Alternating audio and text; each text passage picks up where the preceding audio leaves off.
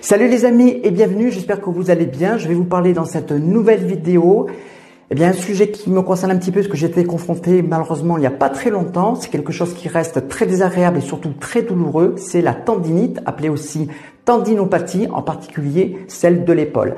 Alors la première chose à savoir, c'est que la plupart des tendinites vont apparaître à la suite d'un effort excessif musculaire. Au niveau de l'épaule, ça va être un petit peu différent. On va déceler en premier la présence d'un conflit osseux. L'épaule est composée de plusieurs articulations, donc c'est un système assez complexe, mais aussi de plusieurs muscles qui vont venir s'insérer sur la tête de l'humérus, c'est-à-dire l'os du bras ici, donc tout en haut. La plupart des tendinites de l'épaule vont venir impliquer la coiffe des rotateurs, qui est un groupe composé de 4 muscles différents. Donc ces muscles-là vont venir coiffer ici la tête de l'humérus. Ce sont des muscles qui vont stabiliser l'articulation de l'épaule et qui ont une fonction également de rotation, d'où le nom qu'on a trouvé de coiffe des rotateurs. Et on va trouver 2 causes principales qui vont être à l'origine des tendinites de la coiffe des rotateurs. La première cause est purement anatomique, donc il faut bien se rappeler qu'on va trouver un certain espace entre 2 os, notamment entre l'acromion de l'omoplate et la tête de l'humérus. Cet espace va évoluer, risque de se réduire lorsque vous allez faire certains mouvements au niveau de l'épaule. Donc là, ça peut créer un certain conflit entre la partie osseuse et les tendons de la coiffe des rotateurs. Et ça va avoir aussi une incidence sur soit la prédisposition génétique, soit l'âge qui avance, qui va faire que l'acromion peut s'abaisser. Donc en s'abaissant, l'espace va se réduire et il va y avoir un certain conflit au niveau des tendons de la coiffe des rotateurs et notamment, surtout, c'est souvent le cas, au niveau du supra-épineux. La deuxième cause des tendinites est surtout due à un déséquilibre musculaire. Donc on a vu tout à l'heure que l'épaule est un ensemble assez complexe d'articulations entre l'humérus, l'omoplate, la clavicule et les côtes. Et pour que cette mécanique soit optimale et que l'espace entre l'acromion et la tête de l'humérus, qu'on appelle d'ailleurs l'espace sous-acromial, soit suffisant dans tous vos mouvements, il faut un certain équilibre musculaire.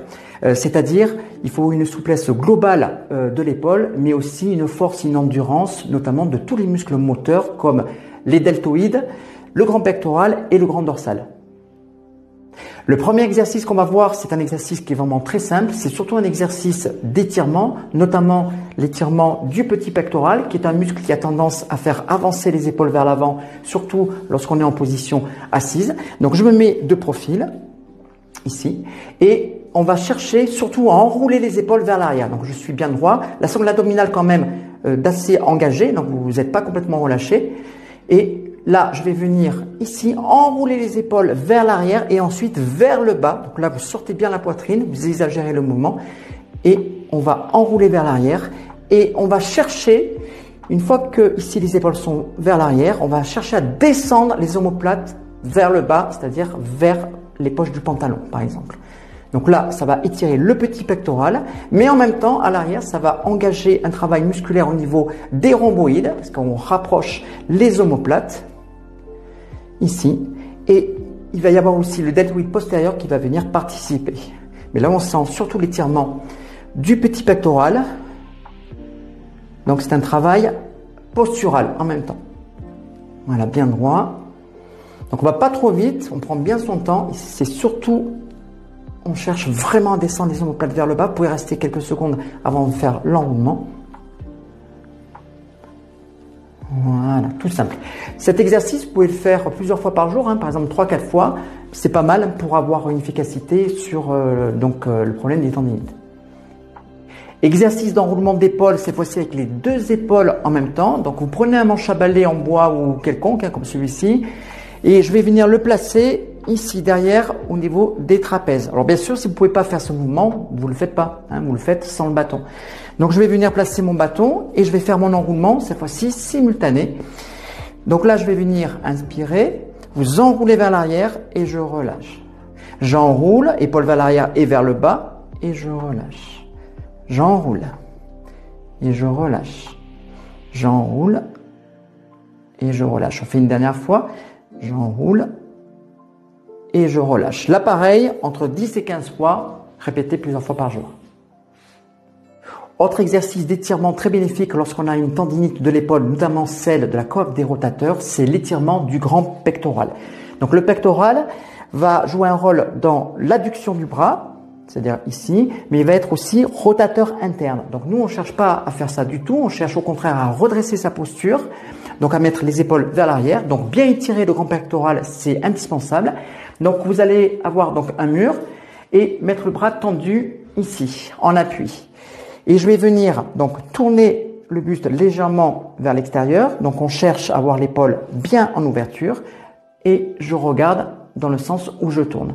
Donc cet étirement est indispensable, notamment après certains exercices, notamment celui des pompes, pour éviter d'avoir un muscle raccourci, donc un grand pectoral qui va rester contracté. Donc on cherche vraiment à l'étirer. Et là, ça va être cool lorsqu'on a une tendinite. Donc vraiment à conseiller. Je vais faire cet étirement pendant 15 à 20 secondes. Je peux prendre ensuite une petite pause de 15 à 20 secondes aussi et le recommencer une deuxième fois. Autre idée pour étirer le grand pectoral, donc là je vais prendre soit un mur, bon là c'est un encadrement de porte, et je vais venir placer mon bras comme ceci. Donc l'idéal c'est d'avoir à peu près le coude aligné à son épaule. Si vous avez des douleurs particulières, vous le rabaissez tout simplement. Donc je vais venir ici, donc un petit peu vers l'arrière, et ensuite je vais me laisser pencher en avant comme ceci, et là ça va étirer mon grand pectoral grâce au bras qui est en appui. Et là pareil, je vais rester entre 15 et 20 secondes, que je peux répéter plusieurs fois là aussi par jour, et je peux faire aussi des deux côtés. Exercice qui est très efficace pour travailler les rotateurs externes de l'épaule, mais aussi les fixateurs de l'omoplate. Vous allez prendre un élastique, soit gradué ou tout autre élastique. Vous pouvez également utiliser soit un torchon ou une petite serviette. Donc ensuite, si vous avez un élastique gradué, vous pouvez commencer par mettre une main au numéro 5 et numéro 3. Si c'est trop fort, bien sûr, vous faites 3 et 6. Donc je suis bien droit, donc la sangle abdominale d'engagé. Les coudes au niveau des côtes sans pour autant être collés, donc légèrement décollés, bien stable. Vous allez fermer les poings et je vais chercher faire une rotation externe ici. Et je vais rester dans cette posture, donc bien stabilisé. Donc toujours les épaules, on va chercher à les avoir en arrière, bien en ouverture au niveau de la poitrine et vers le bas.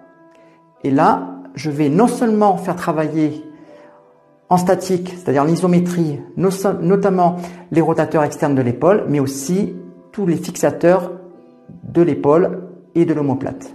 Donc là, je vais rester 15 secondes à peu près. Je prends une pause ensuite de 15 secondes et je peux répéter cet exercice 10 fois. Et oui, j'ai changé de posture, je suis en position assise cette fois-ci, toujours appuyé contre le mur. Donc on va faire un exercice de rotation un petit peu comme la rotation externe de tout à l'heure. Mais vu qu'on va placer l'humérus, l'os du bras à un angle différent, le ressenti va être tout à fait autre chose. Donc je vais venir lever les coudes ici. Donc si vous avez une douleur particulière au niveau de l'épaule, bien sûr vous allez rabaisser l'angle. Et je vais essayer surtout de ne pas monter les épaules vers le haut, d'être bien stabilisé. Donc les épaules toujours vers le bas. Donc les coudes appuyés au mur, j'essaie d'avoir les coudes alignés à l'épaule. Et tout simplement, je vais venir faire une rotation, donc bien droit au niveau du dos, comme ceci. Et je me remets au point de départ. Voilà, tout simplement. Voilà, c'est très simple comme mouvement. Vous prenez votre temps, on ne va pas très vite. Donc là, travail de renforcement musculaire et aussi de mobilité articulaire au niveau de l'articulation de l'épaule. Là, pareil, vous pouvez faire par exemple 10 fois, prendre une petite pause et répéter une fois et répéter cet exercice même plusieurs fois par jour. Dernier exercice au sol et on retrouve notre ami l'élastique. C'est un exercice de tirage, notamment le tirage horizontal. Donc je viens placer mon élastique derrière les pieds, comme ceci. Et là, une fois que je me suis redressé, je vais légèrement pencher mon buste vers l'arrière de façon à bien avoir les fessiers fixés au sol. Cet exercice ici de tirage, donc je vais emmener les coudes derrière, je vais chercher à rapprocher les omoplates à l'arrière et ce qui va impliquer donc une ouverture de la poitrine. Donc ça va attirer les épaules vers l'arrière, donc il y a une ouverture et je vais venir ensuite relâcher. Donc ce travail va impliquer non seulement les muscles du dos comme le grand dorsal et le rhomboïde qui va rapprocher les omoplates, mais on va aussi impliquer le deltoïde postérieur qui est un des muscles moteurs justement de l'épaule. Voilà, donc ça vous pouvez répéter un peu plus que 10 fois, donc entre 15 et 20 fois. Donc n'oubliez pas de bien inspirer par contre lorsque vous tirez les coudes vers l'arrière et vous relâchez. Et ça va favoriser le bon équilibre musculaire, par exemple avec le grand pectoral. Voilà, donc ça vous pouvez le répéter pareil. Hein. Une fois que vous avez fini les 15 à 20 répétitions, prenez une petite pause et vous pouvez le recommencer tranquillement. Voilà les amis, j'espère que ces petits exercices vous ont plu. Si vous avez une tendinite, notamment de l'épaule et de la coiffe des rotateurs en particulier, n'hésitez pas à les faire régulièrement. Moi, c'est ce que j'ai fait. Hein. Je vous ai dit que j'avais une tendinite de la coiffe des rotateurs, en particulier du supra-épineux. Je les ai fait et sincèrement, j'ai vu nettement la différence, une amélioration flagrante. Et pensez aussi à mettre une poche de froid, ça aussi, hein, c'est très efficace. Voilà, quant à nous, on se voit très bientôt pour une nouvelle vidéo. Laissez-moi un petit commentaire et tenez-moi au courant si vous avez fait ces exercices. N'hésitez pas également à vous abonner à la chaîne, ça fait toujours plaisir. À très bientôt, salut à tous, ciao.